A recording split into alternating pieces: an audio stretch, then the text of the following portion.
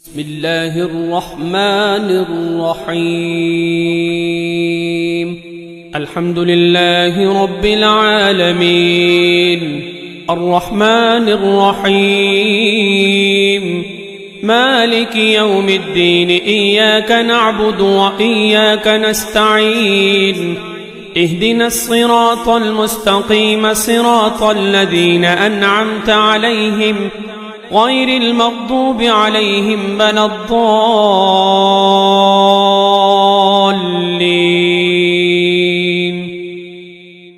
بسم الله الرحمن الرحيم. ألف لام ميم. ذلك الكتاب لا ريب فيه هدى للمتقين الذين يؤمنون بالغيب ويقيمون الصلاة ومما رزقناهم ينفقون والذين يؤمنون بما أنزل إليك وما أنزل من قبلك وبالآخرة هم يوقنون أولئك على هدى من ربهم وأولئك هم المفلحون. إن الذين كفروا سواء عليهم أنذرتهم أم لم تنذرهم لا يؤمنون. ختم الله على قلوبهم وعلى سمعهم وعلى أبصارهم غشاوة ولهم عذاب عظيم. ومن الناس من يقول آمنا بالله وباليوم الآخر وما هم بمؤمنين يخادعون الله والذين آمنوا وما يخدعون إلا أنفسهم وما يشعرون. في قلوبهم مرض فزادهم الله مرضا ولهم عذاب أليم بما كانوا يكذبون. وإذا قيل لهم لا تفسدوا في الأرض قالوا إنما نحن مصلحون ألا إنهم هم المفسدون ولكن لا يشعرون. وإذا قيل لهم آمنوا كما آمن الناس قالوا أنؤمن كما آمن السفهاء ألا إنهم هم السفهاء ولكن لا يعلمون. وإذا لقوا الذين آمنوا قالوا آمنا وإذا خلوا إلى شياطينهم قالوا إنا معكم إنما نحن مستهزئون. الله يستهزئ بهم ويمدهم في طغيانهم يعمهون. أولئك الذين اشتروا الضلالة بالهدى فما ربحت تجارتهم وما كانوا مهتدين. مثلهم كمثل الذي استوقد نارا فلما أضاءت ما حوله ذهب الله بنورهم وتركهم في ظلمات لا يبصرون. صم بكم عمي فهم لا يرجعون. أو كصيب من السماء فيه ظلمات ورعد وبرق يجعلون أصابعهم في آذانهم من الصواعق حذر الموت والله محيط بالكافرين. يكاد البرق يخطف أبصارهم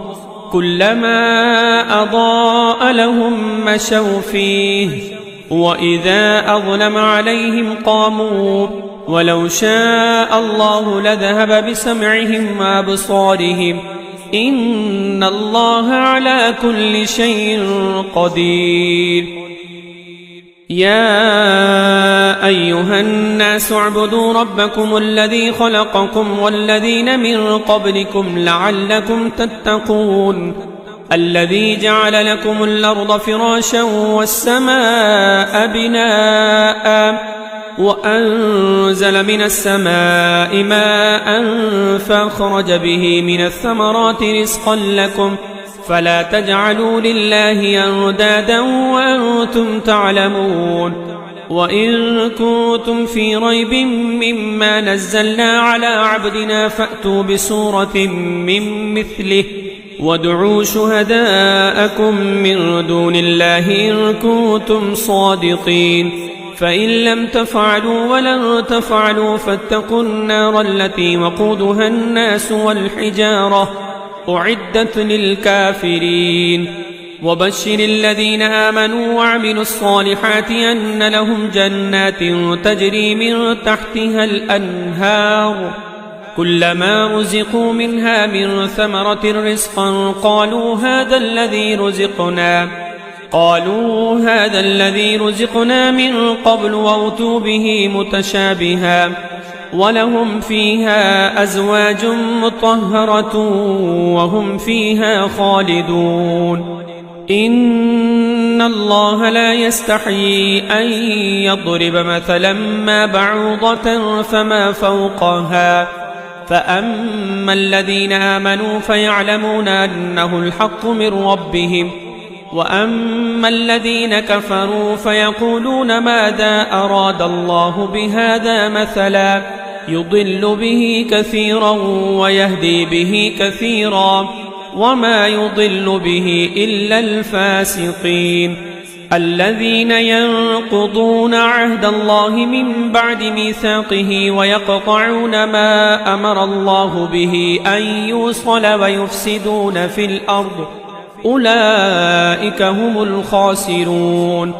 كيف تكفرون بالله وكنتم أمواتا فأحياكم ثم يميتكم ثم يحييكم ثم إليه ترجعون هو الذي خلق لكم ما في الأرض جميعا ثم استوى إلى السماء فسواهن 7 سماوات وهو بكل شيء عليم وإذ قال ربك للملائكة إني جاعل في الأرض خليفة قالوا وتجعل فيها من يفسد فيها ويسفك الدماء ونحن نسبح بحمدك ونقدس لك قال إني أعلم ما لا تعلمون وعلم آدم الأسماء كلها ثم عرضهم على الملائكة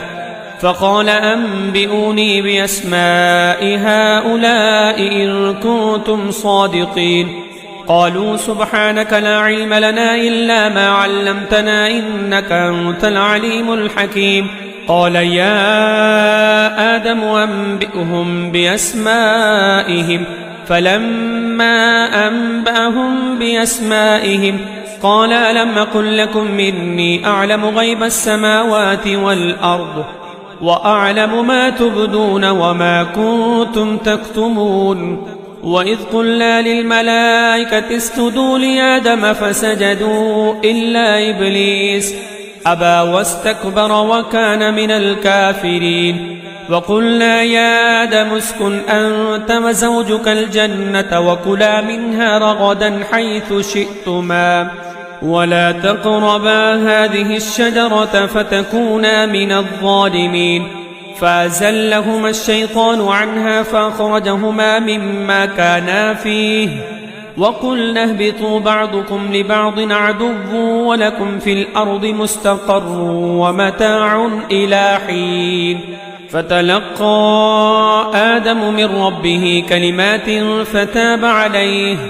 إنه هو التواب الرحيم قلنا اهبطوا منها جميعا فإما يأتينكم مني هدى فمن تبع هداي فلا خوف عليهم ولا هم يحزنون والذين كفروا وكذبوا بآياتنا أولئك أصحاب النار هم فيها خالدون يا بني إسرائيل اذكروا نعمتي التي أنعمت عليكم أوفوا بعهدي أوف بعهدكم وإياي فارهبون وآمنوا بما أنزلت مصدقا لما معكم ولا تكونوا أول كافر به ولا تشتروا بآياتي ثمنا قليلا وإياي فاتقون ولا تلبسوا الحق بالباطل وتكتموا الحق وأنتم تعلمون وأقيموا الصلاة وآتوا الزكاة واركعوا مع الراكعين أتأمرون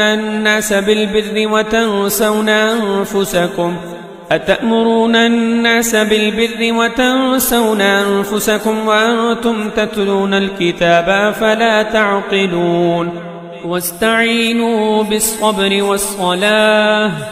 وإنها لكبيرة إلا على الخاشعين الذين يظنون أنهم ملاقو ربهم وأنهم إليه راجعون يا بني إسرائيل اذكروا نعمتي التي أنعمت عليكم وأني فضلتكم على العالمين واتقوا يوما لا تجزي نفس عن نفس شيئا ولا يقبل منها شفاعة ولا يؤخذ منها عدل ولا هم ينصرون وإذ نجيناكم من آل فرعون يسومونكم سوء العذاب يذبحون أبناءكم ويستحيون نساءكم وفي ذلكم بلاء من ربكم عظيم وإذ فرقنا بكم البحر فأنجيناكم وأغرقنا آل فرعون وأنتم تنظرون وإذ واعدنا موسى 40 ليلة ثم اتخذتم العجل من بعده وأنتم ظالمون ثم عفونا عنكم من بعد ذلك لعلكم تشكرون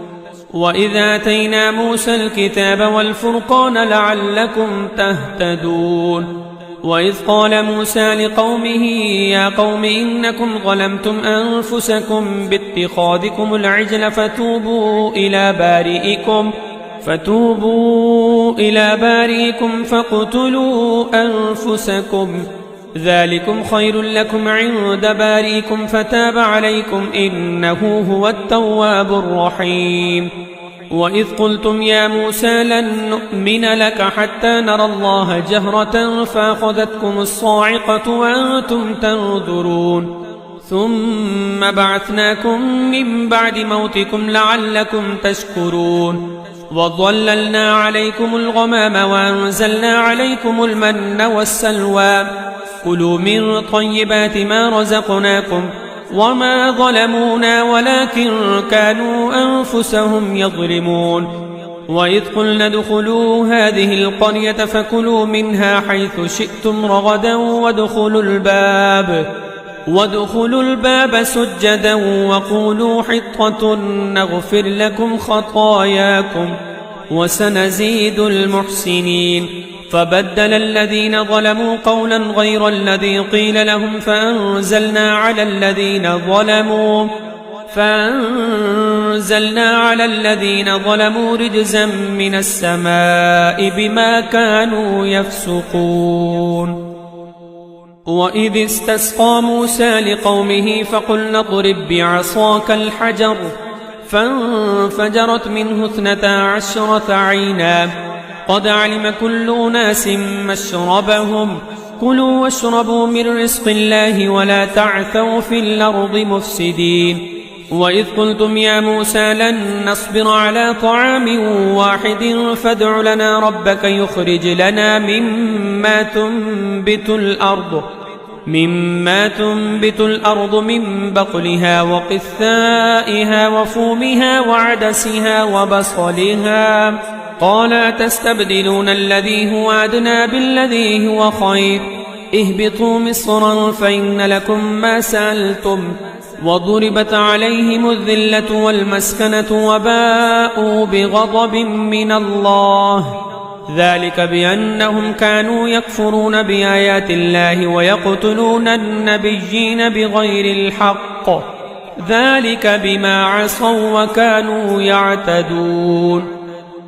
إن الذين آمنوا والذين هادوا والنصارى والصابين من آمن بالله واليوم الآخر وعمل صالحا فلهم أجرهم عند ربهم ولا خوف عليهم ولا هم يحزنون وإذا أخذنا ميثاقكم ورفعنا فوقكم الطور خذوا ما آتيناكم بقوة واذكروا ما فيه لعلكم تتقون ثم توليتم من بعد ذلك فلولا فضل الله عليكم ورحمته لكنتم من الخاسرين. ولقد علمتم الذين اعتدوا منكم في السبت فقلنا لهم كونوا قردة خاسئين فجعلناها نكالا لما بين يديها وما خلفها وموعظة للمتقين. وإذ قال موسى لقومه إن الله يأمركم أن تذبحوا بقرة قالوا وتتخذنا هزوا قال أعوذ بالله أن أكون من الجاهلين. قالوا ادع لنا ربك يبين لنا ما هي قال إنه يقول إنها بقرة لا فارض ولا بكر عوان بين ذلك فافعلوا ما تؤمرون. قالوا ادع لنا ربك يبين لنا ما لونها قال إنه يقول إنها بقرة صفراء فاقع لونها تسر الناظرين. قالوا ادع لنا ربك يبين لنا ما هي إن البقرة شابه علينا وإنا إن شاء الله لمهتدون. قال إنه يقول إنها بقرة لا ذلول تثير الأرض ولا تسقي الحرث مسلمة لا شية فيها. قالوا الآن جئت بالحق فذبحوها وما كادوا يفعلون. وإذ قتلتم نفسا فادارأتم فيها والله مخرج ما كنتم تكتمون. فقلنا اضربوه ببعضها كذلك يحيي الله الموتى ويريكم آياته لعلكم تعقلون. ثم قست قلوبكم من بعد ذلك فهي كالحجارة أو أشد قسوة وإن من الحجارة لما يتفجر منه الأنهار وإن منها لما يشقق فيخرج منه الماء وإن منها لما يهبط من خشية الله وما الله بغافل عما تعملون. أفتطمعون أن يؤمنوا لكم وقد كان فريق منهم يسمعون كلام الله ثم يحرفونه من بعد ما عقلوه وهم يعلمون. وإذا لقوا الذين آمنوا قالوا آمنا وإذا خلا بعضهم إلى بعض قالوا وتحدثونهم بما فتح الله عليكم ليحاجوكم به عند ربكم أفلا تعقلون. أولا يعلمون أن الله يعلم ما يسرون وما يعلنون. ومنهم أميون لا يعلمون الكتاب إلا أماني وإنهم إلا يظنون. فويل للذين يكتبون الكتاب بأيديهم ثم يقولون هذا من عند الله ليشتروا به ثمنا قليلا فويل لهم مما كتبت أيديهم وويل لهم مما يكسبون. وقالوا لن تمسنا النار إلا أياما معدودة قل اتخذتم عند الله عهدا فلن يخلف الله عهده أم تقولون على الله ما لا تعلمون. بلى من كسب سيئة وأحاطت به خطيئته فأولئك أصحاب النار هم فيها خالدون. والذين آمنوا وعملوا الصالحات أولئك أصحاب الجنة هم فيها خالدون. وإذا أخذنا ميثاق بني إسرائيل لا تعبدون إلا الله وبالوالدين إحسانا وذي القربى واليتامى والمساكين وقولوا للناس حسنا وأقيموا الصلاة وآتوا الزكاة ثم توليتم إلا قليلا منكم وأنتم معرضون. وإذا أخذنا ميثاقكم لا تسفكون دماءكم ولا تخرجون أنفسكم من دياركم من دياركم ثم أقررتم وأنتم تشهدون ثم أنتم هؤلاء تقتلون أنفسكم تخرجون فريقا منكم من ديارهم تظاهرون عليهم بالإثم والعدوان وإن يأتوكم أسارى تفادوهم وهو محرم عليكم إخراجهم أفتؤمنون ببعض الكتاب وتكفرون ببعض فما جزاء من يفعل ذلك منكم إلا خزي في الحياة الدنيا ويوم القيامة يردون إلى أشد العذاب وما الله بغافل عما تعملون أولئك الذين اشتروا الحياة الدنيا بالآخرة فلا يخفف عنهم العذاب ولا هم ينصرون ولقد آتينا موسى الكتاب وقفينا من بعده بالرسل وآتينا عيسى ابن مريم البينات وأيدناه بروح القدس أفكلما جاءكم رسول بما لا تهوى أنفسكم استكبرتم ففريقا كذبتم وفريقا تقتلون وقالوا قلوبنا غلف بل لعنهم الله بكفرهم فقليلا ما يؤمنون ولما جاءهم كتاب من عند الله مصدق لما معهم وكانوا من قبل يستفتحون على الذين كفروا فلما جاءهم ما عرفوا كفروا به فلعنة الله على الكافرين بئس ما اشتروا به أنفسهم أن يكفروا بما أنزل الله بغيا أن ينزل الله من فضله على من يشاء من عباده فباءوا بغضب على غضب وللكافرين عذاب مهين وإذا قيل لهم آمنوا بما أنزل الله قالوا نؤمن بما أنزل علينا ويكفرون بما وراءه وهو الحق مصدقا لما معهم قل فلم تقتلون أنبياء الله من قبل إن كنتم مؤمنين ولقد جاءكم موسى بالبينات ثم اتخذتم العجل من بعده وأنتم ظالمون وإذا أخذنا ميثاقكم ورفعنا فوقكم الطور خذوا ما آتيناكم بقوة واسمعوا قالوا سمعنا وعصينا وأشربوا في قلوبهم العجل بكفرهم قل بئس ما يأمركم به إيمانكم إن كنتم مؤمنين قل إن كانت لكم الدار الآخرة عند الله خالصة من دون الناس فتمنوا الموت إن كنتم صادقين ولن يتمنوه أبدا بما قدمت أيديهم والله عليم بالظالمين ولتجدنهم أحرص الناس على حياة ومن الذين أشركوا يود أحدهم لو يعمر 1000 سنة وما هو بمزحزحه من العذاب أن يعمر والله بصير بما يعملون قل من كان عدوا لجبريل فإنه نزله على قلبك بإذن الله مصدقا لما بين يديه وهدى وبشرى للمؤمنين من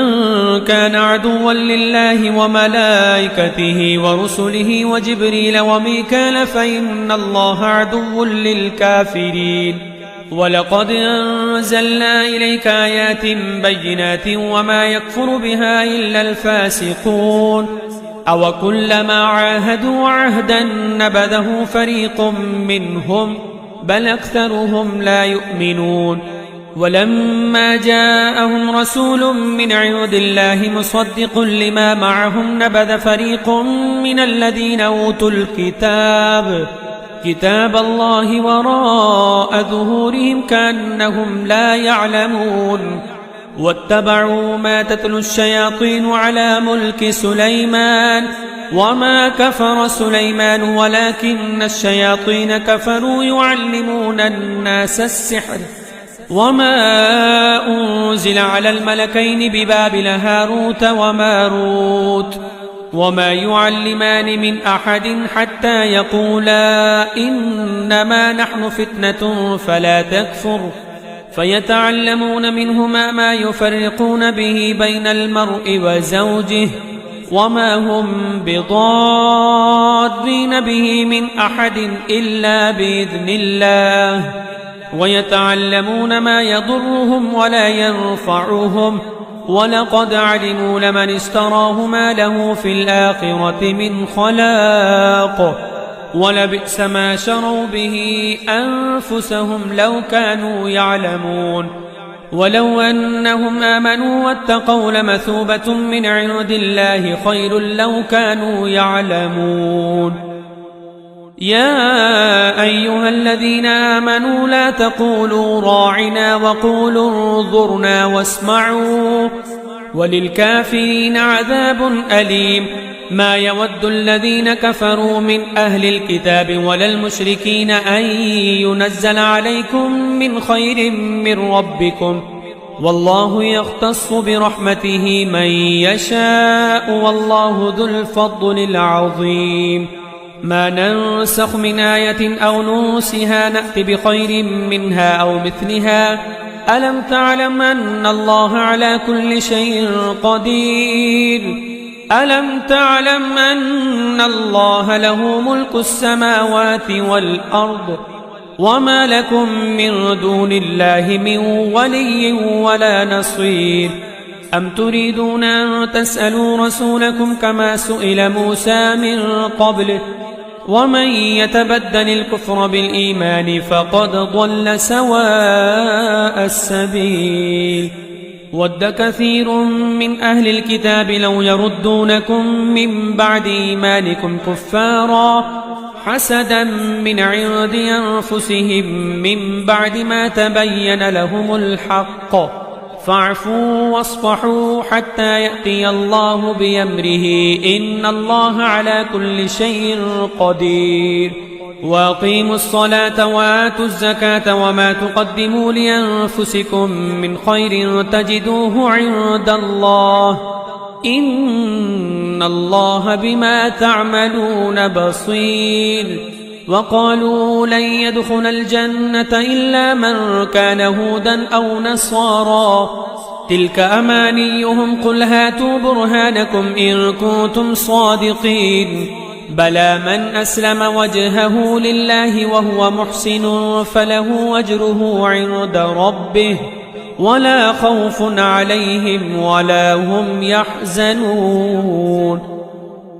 وقالت اليهود ليست النصارى على شيء وقالت النصارى ليست اليهود على شيء وهم يتلون الكتاب كذلك قال الذين لا يعلمون مثل قولهم فالله يحكم بينهم يوم القيامة فيما كانوا فيه يختلفون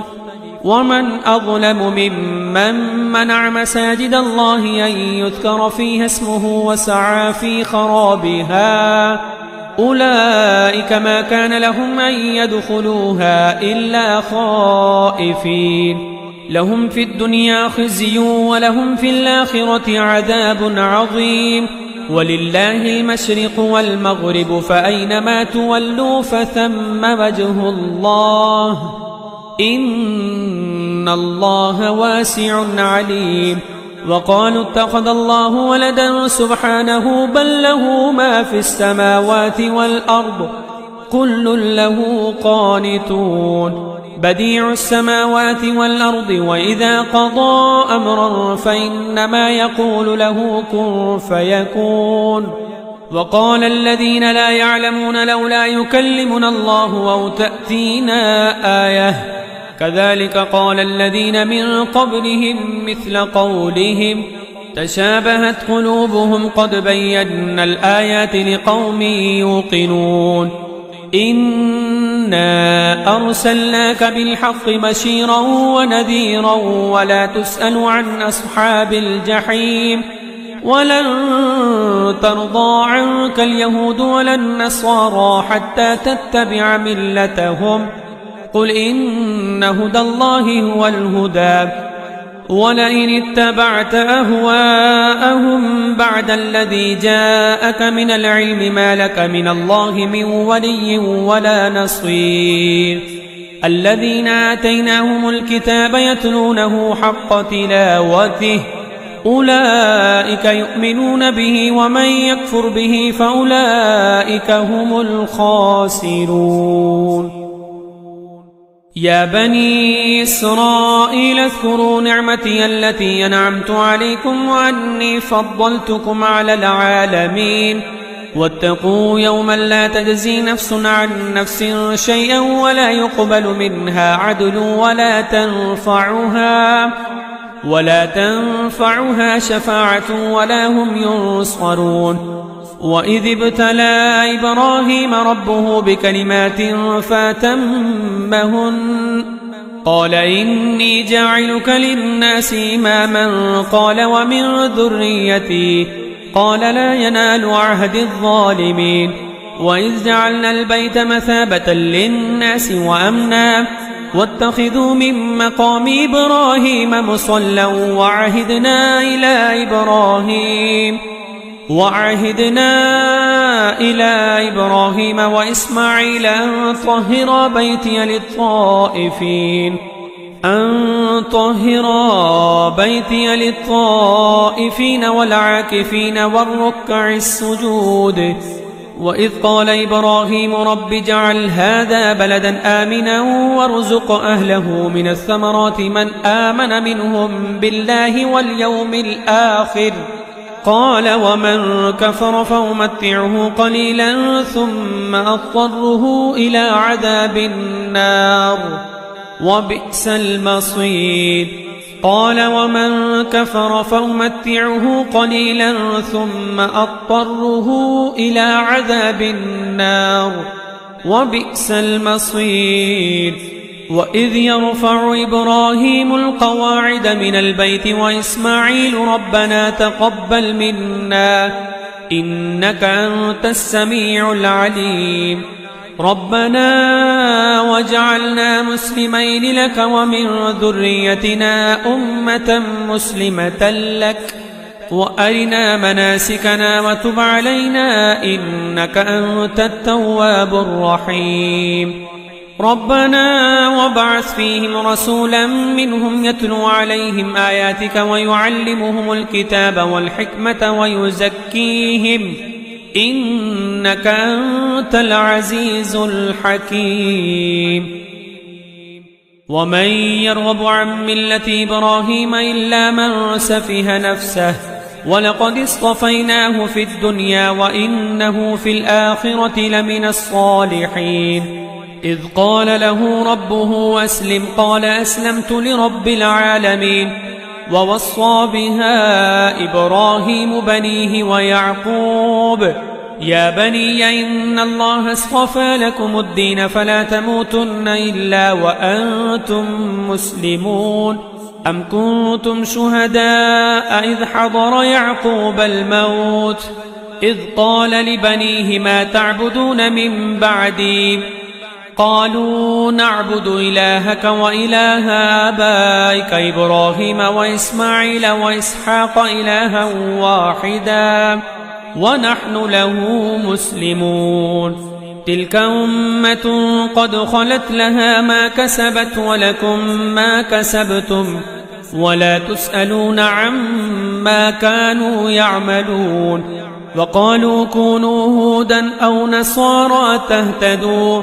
قل بل ملة إبراهيم حنيفا وما كان من المشركين قولوا آمنا بالله وما أنزل إلينا وما أنزل إلى إبراهيم وإسماعيل وإسحاق ويعقوب والأسباط وما أوتي موسى وعيسى وما أوتي النبيون من ربهم لا نفرق بين أحد منهم ونحن له مسلمون فإن آمنوا بمثل ما آمنتم به فقد اهتدوا وإن تولوا فإنما هم في شقاق فسيكفيكهم الله وهو السميع العليم صبغة الله ومن أحسن من الله صبغة ونحن له عابدون قل أتحاجوننا في الله وهو ربنا وربكم ولنا أعمالنا ولكم أعمالكم ونحن له مخلصون